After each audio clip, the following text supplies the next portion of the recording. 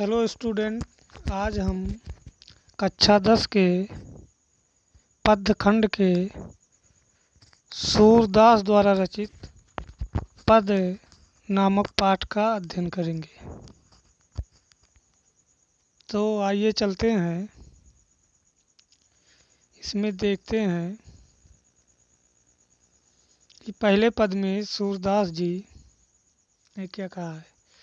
चरण कमल बंदो हरि राई, जाकी कृपा पंगु गिरि लंघै, अंधे को सब कछु दर्शाई, बहिरो सुनै गूंग पुनि बोले, रंग की चले सिर छत्र धराई, सूरदास स्वामी करुणामय, बार बार बंदो तिह पाई। इसमें सूरदास जी कहते हैं कि चरण कमल बंदो हरि राई। सूरदास जी कहते हैं कि मैं अपने हरि यानी श्री कृष्ण की कमल रूपी चरणों की वंदना करता हूँ। मैं अपने श्री कृष्ण के कमल रूपी चरणों की वंदना करता हूँ। जाकी कृपा पंगु गिर लंघै, अंधे को सब कुछ दर्शाई। जिनकी कृपा हो जाने से पंगु यानी लंगड़ा व्यक्ति भी गिरी यानी पहाड़ को पार कर जाता है, लांघ जाता है, और अंधे को सब कुछ दर्शाई, और अंधे व्यक्ति को सब कुछ दिखाई देने लगता है। बहिरो सुने गूंग पुनि बोले, रंग की चले सिर छत्र धराई। जिनकी कृपा मात्र से बहिरा पुनः सुनने लगता है और गूंगा व्यक्ति पुनः बोलने लगता है, तथा रंग यानी जो भिखारी होता है उसके सिर पर राज छत्र प्राप्त हो जाता है, धारण कर लेता है, राजा बन जाता है। फिर स्वामी सूरदास स्वामी करुणामय, बार बार बंदो तिह पाई। सूरदास जी कहते हैं कि ऐसे स्वामी करुणामयी स्वामी श्री कृष्ण का मैं उनकी चरणों की मैं बार बार वंदना करता हूँ।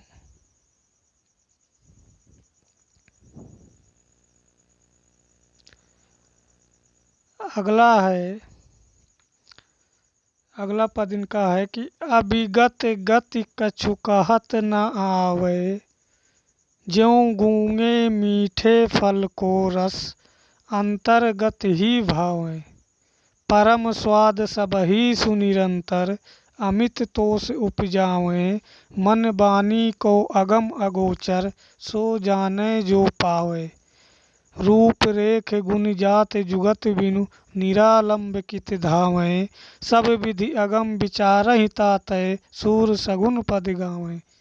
इसमें सूरदास जी कहते हैं कि अविगत कछु कहत ना आवे। वो कहते हैं कि जो निर्गुण ब्रह्म है, ईश्वर है, उसकी गति के बारे में कुछ नहीं कहा जा सकता है,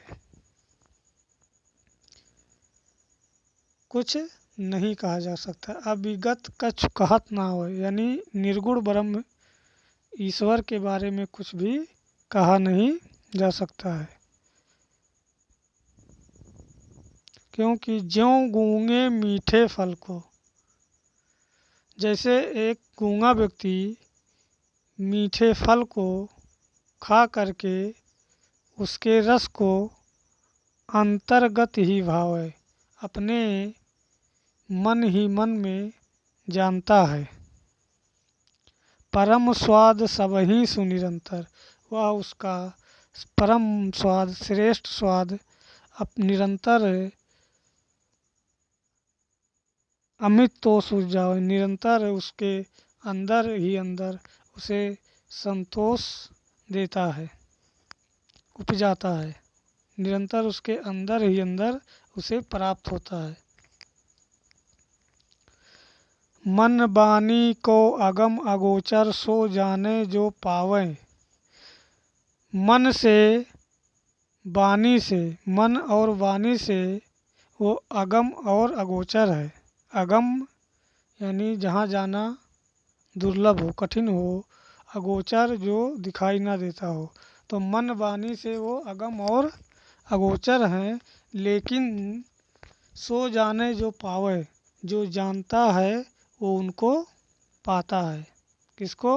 निर्गुण ब्रह्म यानी ईश्वर को। रूप रेख गुण जात जुगत बिनु, निरालंब कित धावें।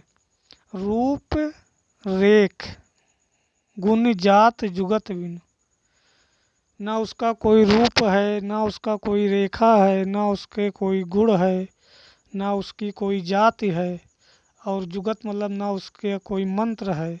उसके बिना यानी उसके बिना निरालंब कित धावें, यानी बिना सहारा के किधर हम दौड़ें। सब विधि अगम विचारहि ताते, सूर सगुन पद गावें। सूरदास जी कहते हैं कि भली प्रकार से, सभी प्रकार से विचार करके हम श्री कृष्ण के, उनके निर्गुण ब्रह्म के सगुण पद को गाते हैं। श्री कृष्ण नहीं यहाँ कहना है, इस दो पद में सूरदास जी ने निर्गुण ब्रह्म की उपासना की है। तो निर्गुण ब्रह्म के बारे में इसमें बताया है। तो सूरदास जी कहते हैं कि भली प्रकार से, हर प्रकार से विचार करके उनके हम सगुण पद को गाते हैं।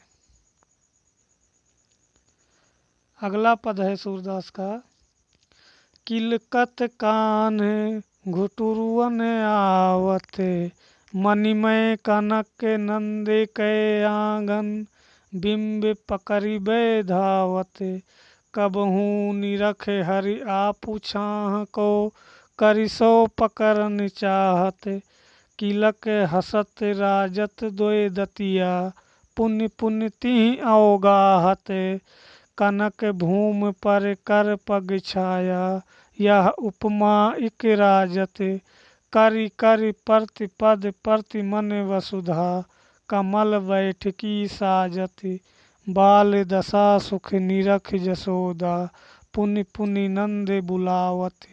अचरा तर लय ढाक सूर्य के, प्रभु को दूध पियावत।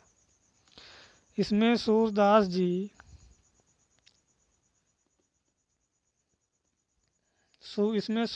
जी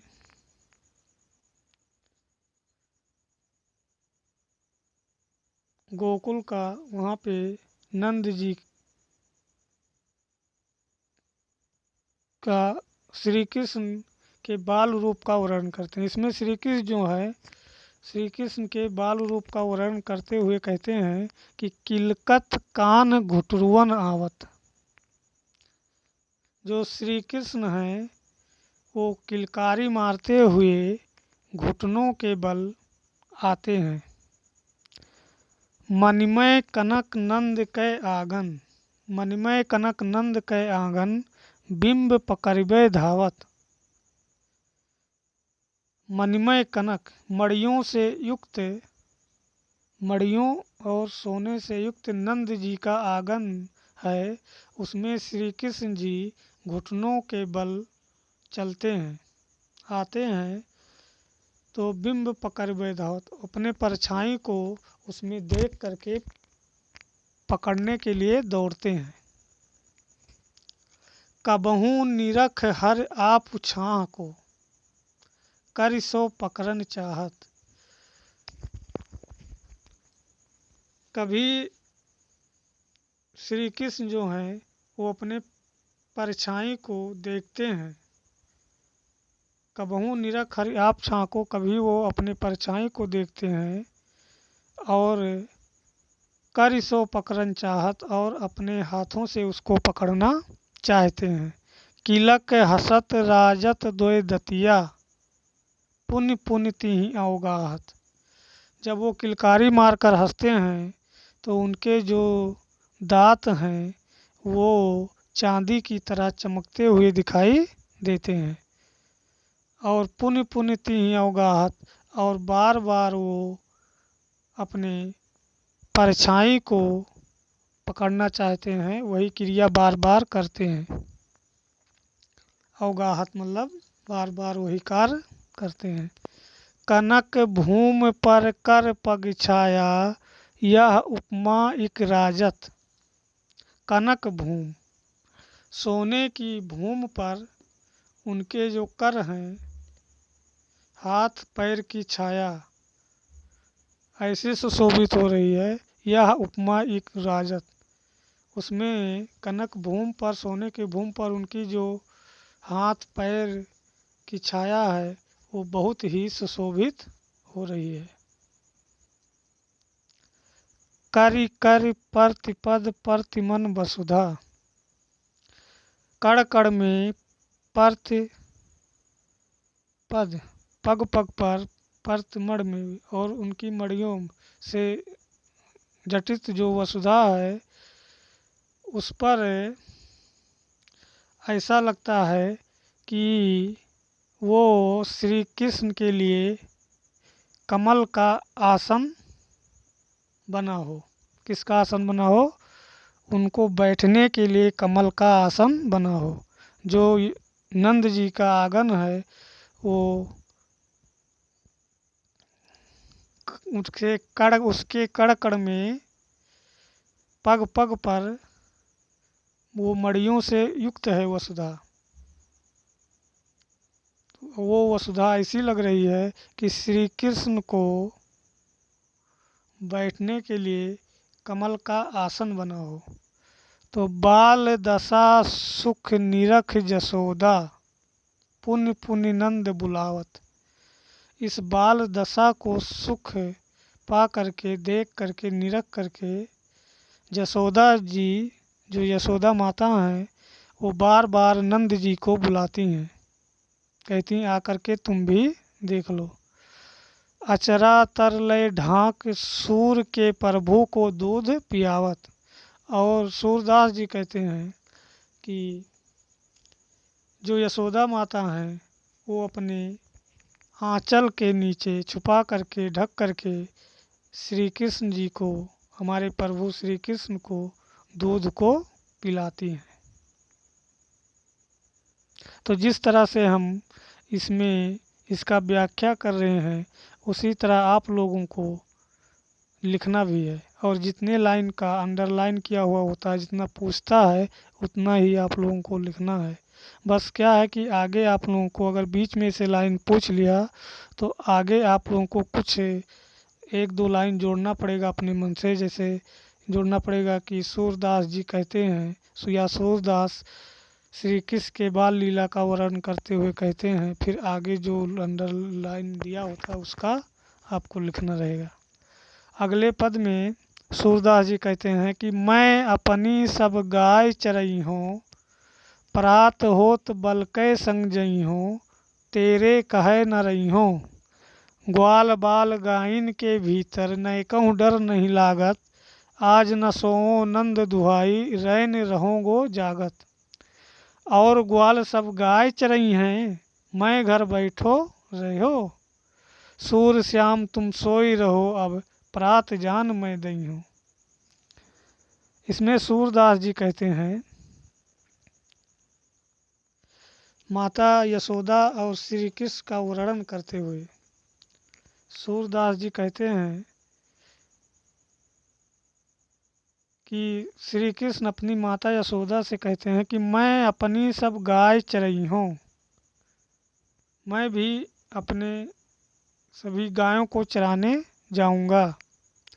परात होत बलकै संग जई हूँ, तेरे कहे न रही हूँ। सुबह होते ही मैं ग्वाल बालों के संग जाऊंगा, तुम्हारे कहने से नहीं रुकूंगा। ग्वाल बाल गाइन के भीतर नैकहूँ डर नहीं लागत। ग्वाल बाल और गायों के भीतर हमको नैकहूँ मतलब थोड़ा सा भी डर नहीं लगता है। आज न सोओ नंद दुहाई रैन रहोगो जागत। श्री कृष्ण जी कहते हैं कि आज मैं पूरी रात नहीं सोऊंगा। मैं नंद बाबा की दुहाई कसम देकर कहता हूँ कि मैं पूरा रात जागता रहूँगा नहीं सोऊंगा। और ग्वाल सब गाय चरई हैं, मैं घर बैठो रहियो। श्री कृष्ण जी कहते हैं कि सभी ग्वाल बाल अपने गायों को चराएंगे और मैं घर पर बैठा रहूँगा। मैं भी अपने गायों को चराने के लिए ग्वाल बालों के संग जाऊँगा। सूर श्याम तुम सोए रहो, अब प्रात जान मैं दई हूँ।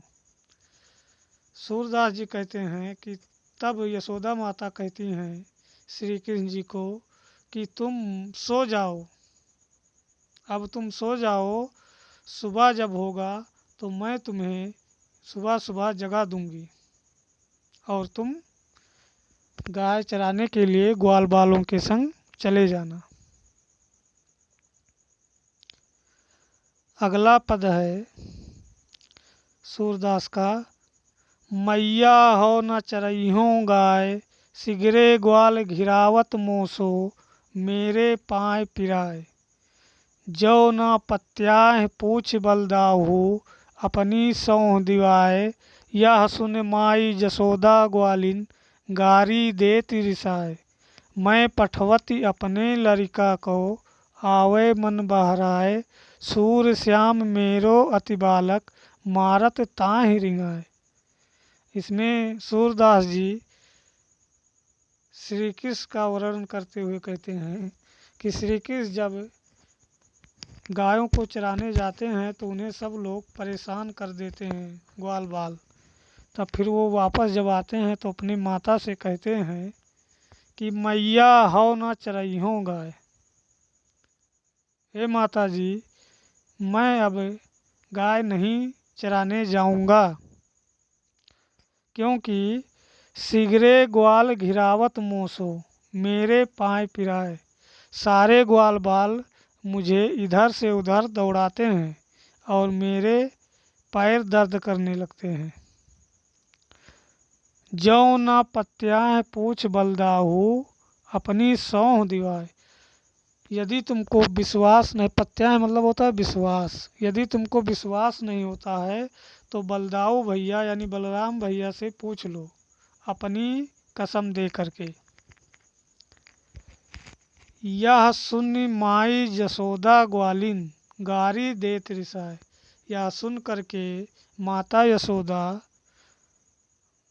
ग्वाल बालों को गुस्सा करके गाली देती हैं, उल्टा सीधा कहती हैं। वो कहती हैं, मैं पठवत अपने लड़िका को, आवे मन बहराए। मैं अपने लड़के को, लाडले श्री कृष्ण को इसलिए भेजती हूँ कि वो भी अपना मन बहला आए, लेकिन ये सब तो दौड़ा करके उसे परेशान कर देते हैं। सूर श्याम मेरो अति बालक, मारत ताहि रिंगाए। सूरदास जी कहते हैं कि यशोदा माता कहती हैं कि मेरा जो लाडला श्री कृष्ण है वो बहुत ही छोटा है, उसको सब लोग इधर से उधर दौड़ा करके मार डालते हैं, परेशान कर देते हैं।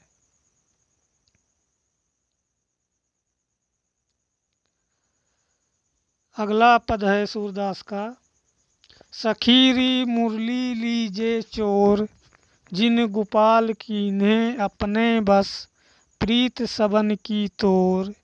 छिन इक घर भीतर निस्वासर, धरत न कबहूँ छोर। कबहूँ कर कबहूँ अधरन, कट कबहूँ खोसत जोर। ना जानो कछु मेल मोहनी, राखें अंग अंग भोर। सूरदास प्रभु को मन सजनी, बांध्यो राग की डोर। इसमें सूरदास जी गोपियों का वर्णन करते हुए कहते हैं कि गोपियाँ क्या कहती हैं आपस में सखियाँ कि सखीरी मुरली लीजे चोर। हे सखी, हम लोगों को श्री कृष्ण की मुरली को चुरा लेना चाहिए, क्योंकि जिन गोपाल कीन्हे अपने बस, प्रीत सबन की तोर।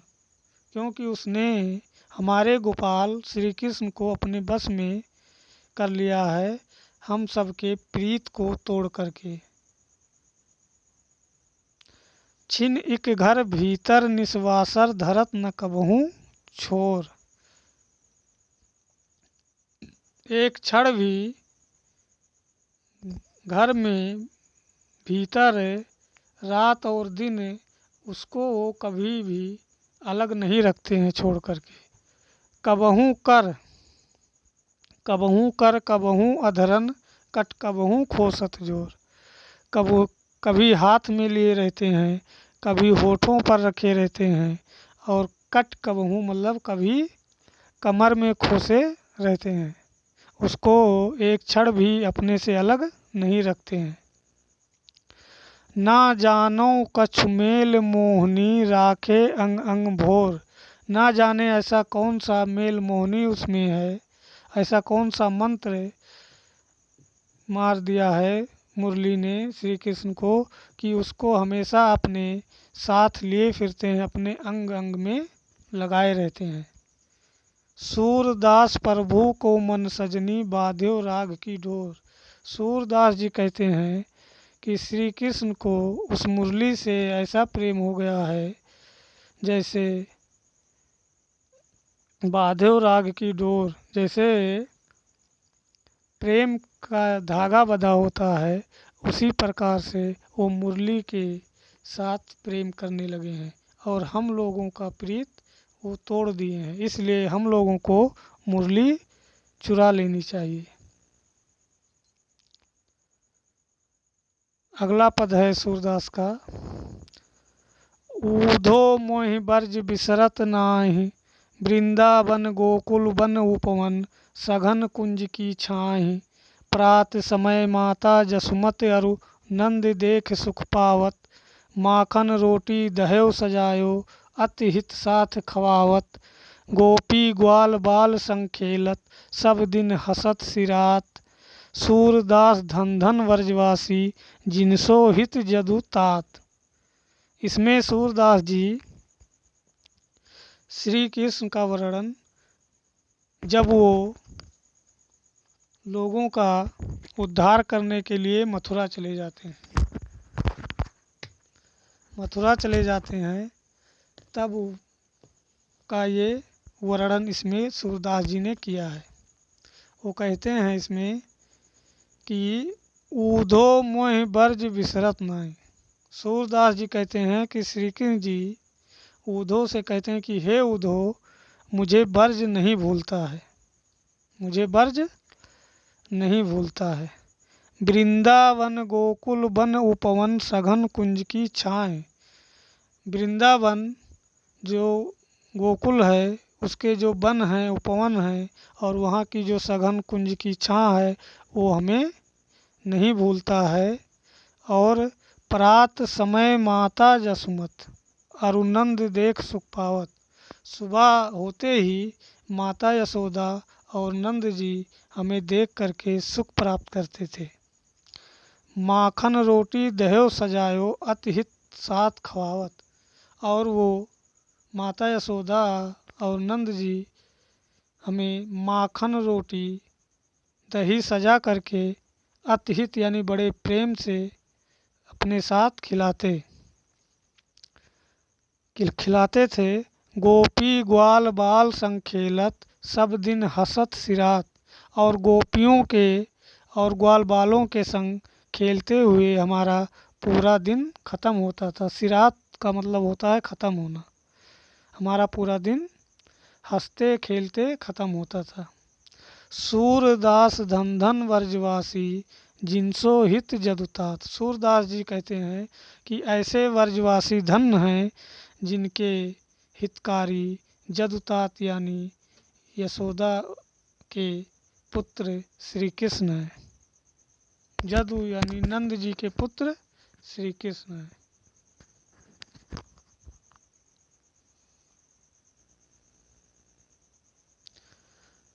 अगला पद है। ऊधो मन न भये 10-20, एक हुतो सो गयो श्याम संग, को औराधे ईस। इंद्री शिथल भई केशो बिनु, ज्यों देहि बिनु शीस, आशा लाग रहत तन श्वासा, जीवहि कोट बरीस। तुम तो सखा श्याम सुंदर के, सकल जोग के ईस।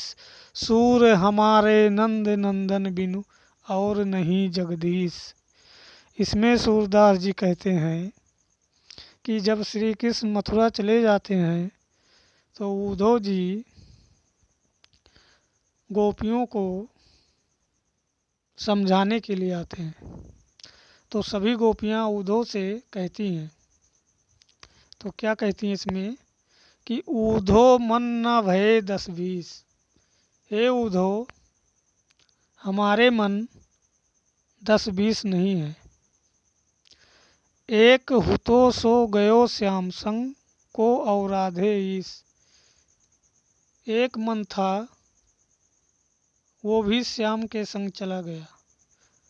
अब हम कैसे निर्गुण ब्रह्म, निर्गुण ईश्वर का आराधना करें? किससे हम निर्गुण ब्रह्म की आराधना करें? इंद्री शिथिल भई केशव बिन, ज्यों देहि बिन शीस। हमारी जो इंद्रियां हैं वो श्री कृष्ण केशव, श्री कृष्ण के बिना शिथिल हो गई हैं, सुन्न पड़ गई हैं, ऐसी हो गई हैं जैसे ज्यों देहि बिनु शीस। जिस प्रकार बिना सिर के शरीर होता है, उसी प्रकार हमारी इंद्रियां हो गई हैं। आशा लाग रहत तन श्वासा, जीवह कोट बरीस। आशा लाग रहत तन श्वासा, जीवह कोट बरीस। हमें उनकी आशा लगी रहती है और उन्हीं के आशा से हमारे शरीर में, तन में श्वास चलती है और हम लोग उन्हीं की आशा में जीवन कोट बरिस, करोड़ों वर्षों तक जीवित रहेंगे। तुम तो सखा श्याम सुंदर के, सकल जोग के ईश। तुम तो श्याम सुंदर के सखा हो, तुम्हें तो संपूर्ण योग का, संपूर्ण ईश्वर के योग का ज्ञान है। तुम तो संपूर्ण योग के ईश भी हो। सूर हमारे नंद नंदन बिन, और नहीं जगदीश। सूरदास जी कहते हैं कि गोपियाँ कहती हैं कि हमारे नंद नंदन, नंद जी के जो लाडले श्री कृष्ण हैं, श्री कृष्ण हैं, उनके बिना, उनके सिवा और कोई हमारा जगदीश ईश्वर नहीं है। हम उन्हीं का ही केवल आराधना करेंगे। अगला पद है, ऊधो जाओ तुम्हें हम जाने, श्याम तुम्हें यहाँ कौन नहीं पठयो, तुम हो बीच भुलाने। ब्रज नारिन सो जोग कहत हो, बात कहत न लजाने। बड़े लोग न विवेक तुम्हारे, ऐसे भय अयाने। हमसो कह ले हम सही कहे, जिये गुण लेव सयाने। कहाँ अबला कहाँ दशा दिगंबर, मस्ट करो पहचाने। साँच कहो तुमको अपनी सो, बूझत बात निदाने। सूर्य श्याम जब तुम्हें पठायो, तब नहीं कहूँ मुस्काने। इसमें सूरदास जी गोपियों और उद्धव का वर्णन करते हुए कहते हैं कि उद्धव जाओ तुम्हें ही हम जाने। हे उद्धव, तुम जाओ, जहाँ से आए हो वहीं चले जाओ, हम तुम्हें जान गए। श्याम तुम्हें यहाँ कौन नहीं पठयो, तुम हो बीच भुलाने। श्री कृष्ण जो हैं वो तुम्हें यहाँ नहीं भेजे हैं, तुम कहीं और जा रहे थे और बीच में भूल गए हो और यहाँ चले आए हो। बर्ज नारिन सो जोग कहत हो, बात कहत न लजाने। हम बर्ज नारियों से तुम जोग की बात करते हो और कहते हुए तुम्हें लज्जा नहीं लगती है। बड़े लोग न विवेक तुम्हारे, ऐसे भय अयाने। तुम इतने बड़े लोग हो, इतने विवेकी हो, तुम इतने बड़े लोग हो, इतने विवेकी हो, तुम्हारे इतना विवेक है, ज्ञान है, फिर भी तुम अज्ञानी बनते हो। हमसो कह ले हम सह के, हम लोगों से कहा, हम लोगों ने सह लिया। जिए गुण लेव सयाने, सह लिया इसलिए तुम सयाने बनते हो। कहाँ अबला कहाँ दशा दिगंबर, मस्ट करो पहचानो। कहाँ हम लोग अबला नारी, कहाँ अबला कहाँ दशा दिगंबर, और हम लोग कहाँ अबला नारी, कहाँ दुखी अबला नारी हैं, वस्त्रहीन नारी हैं। जाओ हम तुम्हें पहचान ले। चुप रहो तुम, मस्ट मतलब होता है चुप रहो, मस्ट करो पहचाने। चुप रहो तुम, हम तुम्हें पहचान गए। साच कहो तुमको अपनी सौ, बूझत बात निदाने। सच सच कहती हूँ तुमसे अपनी सौगंध देकर, पूछती हूँ तुम बताओ, हमारे बात का तुम निदान करो यानी जवाब दो। साच कहो तुमको अपनी सौ, बूझत बात निदाने। मैं सच सच तुमसे पूछ रही हूँ अपनी सौगंध देकर, बूझत यानी पूछती हूँ, और तुम बताओ क्या बताना है उनको, ऊधो को। सूर श्याम जब तुम्हें पठायो, तब नैको मुस्काने। सूर श्याम, सूरदास जी कहते हैं कि गोपियाँ उद्धव से कहती हैं कि जब श्री कृष्ण जी तुमको यहाँ भेजे, कहे कि चले जाओ, तब वो थोड़ा सा भी नहीं मुस्कुराए थे। अगला पद है, निर्गुण कौन देश को वासी, मधुकर कहीं समुझाए सौह दे, बूझत साँच न हासी। कौ है जनक कौन है जननी, कौन नारी कौ दासी, कैसे बरन बेश हैं कैसो, की रस में अभिलाषी। पावै गो पुन कियो आपनो, जो रे करो करे गो गासी। सुनत मौन होए रहो बाउरो, सूर सबे मत नासी। सूर सबे मत नासी।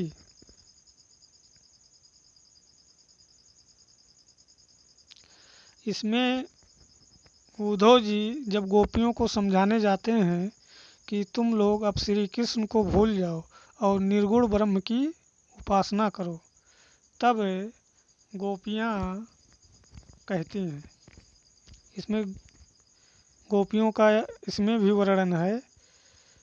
तो सूरदास जी कहते हैं कि गोपियाँ कहती हैं कि निर्गुण कौन देश को वासी। ये जो निर्गुण ब्रह्म है तुम्हारा, वो किस देश का वास करने वाला है, किस देश का रहने वाला है। मधुकर कह समुझाए सौह दे, बूझत साँच न हंसी। वो भरमर की सहायता से ऊधों को समझाती हैं। मधुकर कह समझाए सौह दे, वो भरमर रूपी ऊधों से समझा कर और सौगंध देकर, सौगंध देकर कहती हैं कि मैं सौगंध देकर तुमसे बूझत यानी पूछती हूँ, और सच सच पूछती हूँ, कोई हंसी नहीं करती हूँ। कौ है जनक कौन है जननी, कौन नार कौ दासी। कौन उसका पिता है, कौन उसकी माता है, कौन उसकी पत्नी है यानी नारी है, और कौन उसकी दासी है। कैसे बरन बेश हैं कैसो की रस में अभिलाषी। कैसा उसका वरन यानी रंग है, कैसा उसका वेशभूषा है, और किस रस में वह अभिलाषी है।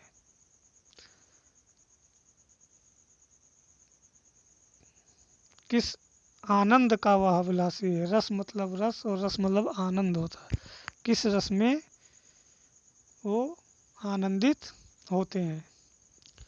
पावे गो पुण्य कियो आपनो। वो कहती हैं कि पाओगे, जो तुम किए हो उसको तुम जरूर पाओगे। जो रे करोगे गासी, जो तुम हमारे साथ यदि तुम छल करोगे, गासी मतलब होता है छल करना, तो तुम उसका किया जरूर पाओगे।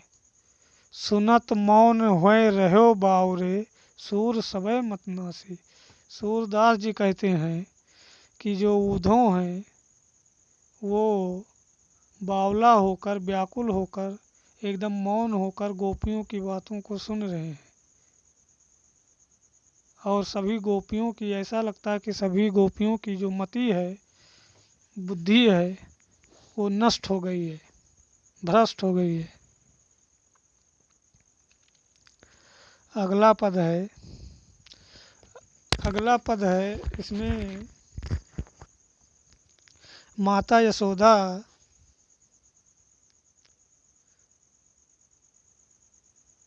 देवकी के पास संदेशा भेजती हैं, उसी का इस पद में वर्णन है। सूरदास जी कहते हैं कि संदेशो देवकी सो कहियो, हाउ तो धाय तिहारे सुत की, मया करत ही रहियो। जदब टेव तुम जानत उनकी, तव मोह कही आवे, प्रात होत मेरे लाल लड़ैते, माखन रोटी भावें।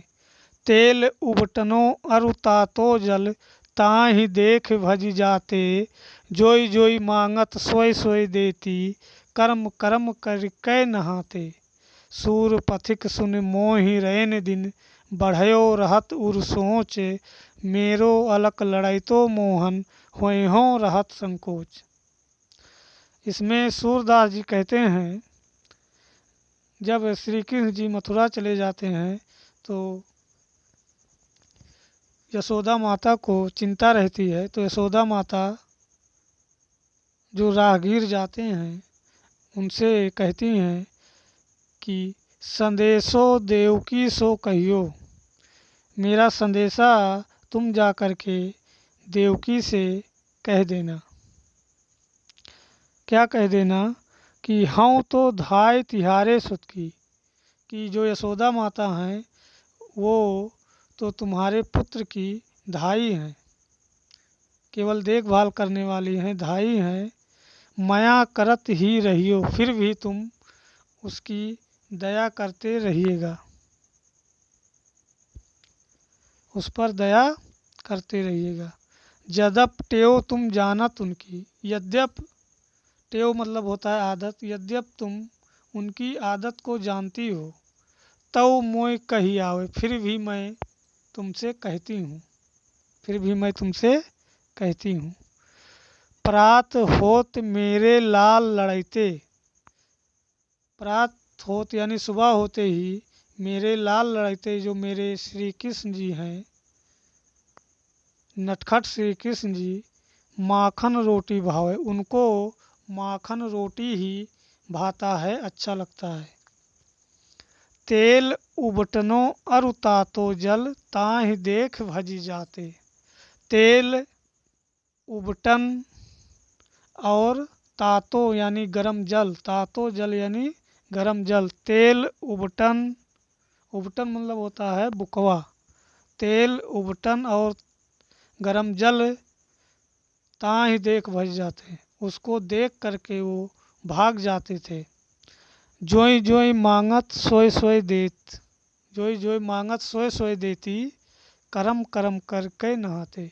वो जो जो मांगते थे वो मैं उनको देती थी और कर्म कर्म करके वो नहाते थे। सूर पथिक सुन मोहि रैन दिन, बढ़यो रहा तुर सोच। सूरदास जी कहते हैं कि यशोदा माता कहती हैं कि हे पथिक, इस बात को देवकी से कह देना, सुन लो, सुनो, मोहि रैन दिन, मुझे रात और दिन हम बढ़ो रहा तुरसेच, हमारे अंदर दिन रात श्री कृष्ण के लिए हमारे हृदय में संकोच बढ़ा रहता है, सोच बढ़ा रहता है। मेरो अलक लड़ई तो मोहन, होई हो करत संकोच। मेरे जो लाडले श्री कृष्ण हैं, मेरो अलक लड़ई तो मोहन, जो मेरे प्यारे श्री कृष्ण, नटखट श्री कृष्ण हैं, वो वहाँ जा कर के संकोच करते होंगे। इसलिए तुम जाते हो तो देवकी से इतना कह देना कि उनकी देखभाल अच्छे से करें। तो हेलो दोस्तों, सूरदास द्वारा रचित पद अब यहीं पे समाप्त होता है। तो मैं आप लोगों से बस केवल इतना ही कहना चाहूँगा कि हमारे चैनल को प्लीज़ आप लोग सब्सक्राइब कर लीजिएगा और लाइक कर दीजिएगा और अपने दूसरे दोस्तों के पास भी भेज दीजिएगा। थैंक यू दोस्तों, धन्यवाद।